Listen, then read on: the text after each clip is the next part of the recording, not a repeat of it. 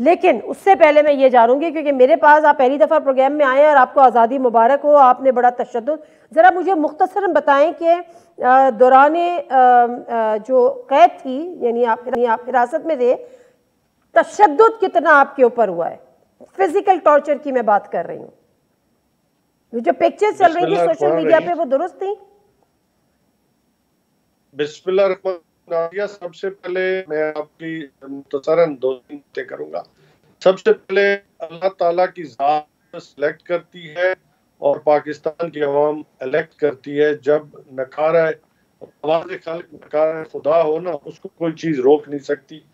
وقت چاہے جتنا پہلے کہا گیا گرمیاں ہیں سردیاں ہیں تو یہ چیز دب جائے گی. تو جس کو اللہ تعالیٰ سلیکٹ کر لے نا، اس کے راستے اللہ تعالیٰ آسان کرتا ہے. مشکلات ضرور ہوتی ہیں.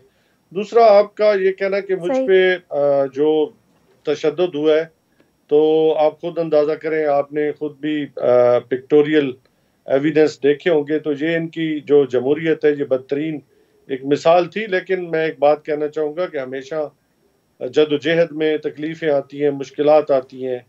آپ کو اس مشکلات سے گزرنا ہوتا ہے. ہر تاریک رات کے بعد ایک روشن صبح ہوتی ہے.